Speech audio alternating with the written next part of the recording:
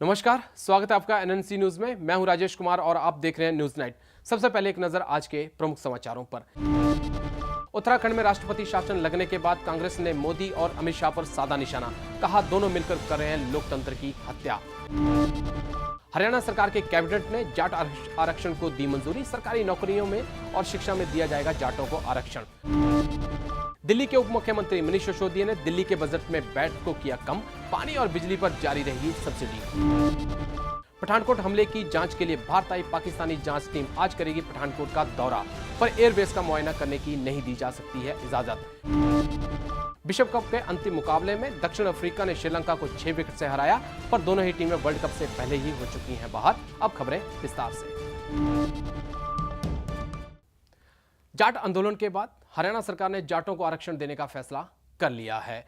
हरियाणा सरकार का कहना है कि जाटों को जो आरक्षण है वो ओबीसी के 27% कोटे में से ही दिया जाएगा और ये आरक्षण उनको सरकारी नौकरियों और शिक्षा विभाग में ही मिल पाएगा। 2 जनवरी 2016 पठानकोट पर हुए आतंकवादी हमले के बाद अब पाकिस्तानी जांच दल भारत पहुंच चुका है। उस 5 सदस्यीय जांच दल में एक आईएसआई का सदस्य होने के कारण कांग्रेस और आम आदमी पार्टी ने इस पर सवाल उठाए हैं।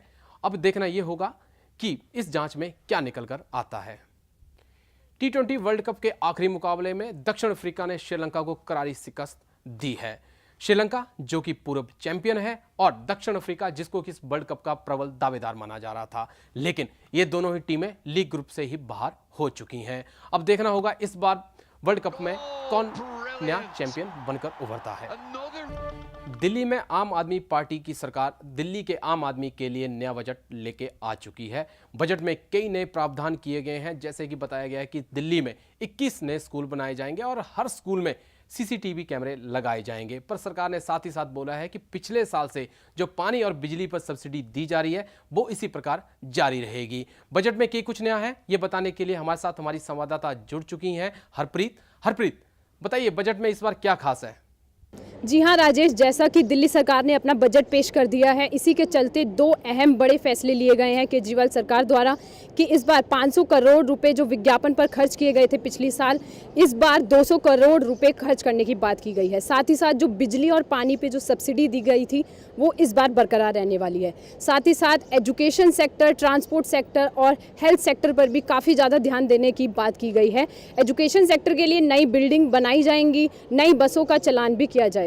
सबसे बड़ी बात यह है कि इस बजट के अंदर कोई भी चीज महंगी नहीं की गई है, कोई नया टैक्स नहीं लगाया गया और किसी भी टैक्स के अंदर बढ़ोतरी नहीं की गई है। ढेर सारे आइटम्स के ऊपर वैट की दरें कम की गई है।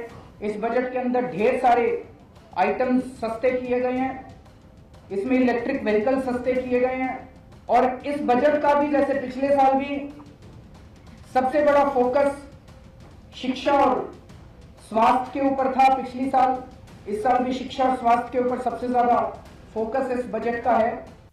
उत्तराखंड में लगातार सियासी माहौल गर्माता जा रहा है, जहां कांग्रेस इस तख्ता पलट के लिए प्रधानमंत्री मोदी और अमित शाह को कसूरवार ठहरा रही है, तो वहीं बागी विधायक वापस आने का नाम नहीं ले रहे हैं। लेकिन ताजा मामले में अभी तक उत्तराखंड सरकार ने इस फैसले को हाई कोर्ट में चुनौती देने का फैसला किया है। अब देखना होगा हाई कोर्ट इसके ऊपर क्या अपना फैसला सुनाता है। इसी पर बात करने के लिए हमारे साथ जुड़ चुकी हैं हमारी संवाददाता स्वाति, बताइए उत्तराखंड की राजनीति क्या रंग लेती हुई नजर आ रही है। जी हाँ राजेश, उत्तराखंड के इस राजनीतिक उठापटक के बाद इसमें एक और नया मोड़ सामने आ गया है। नैनीताल हाई कोर्ट ने अपना फैसला सुनाते हुए रावत सरकार को एक और मौका देते हुए कहा है कि रावत सरकार 31 मार्च तक अपना बहुमत साबित करके दिखा दें। साथ ही साथ हाई कोर्ट ने यह भी कहा है कि कांग्रेस के बागी विधायकों को भी अलग से वोटिंग में शामिल किया जाए। एक तरफ जानकारों का कहना है कि जिन विधायकों की सदस्यता रद्द कर दी गई है वो वोटिंग में कैसे भाग ले सकते हैं। ये देखना दिलचस्प होगा कि क्या केंद्र सरकार हाई कोर्ट के इस फैसले के खिलाफ सुप्रीम कोर्ट में जाती है या नहीं।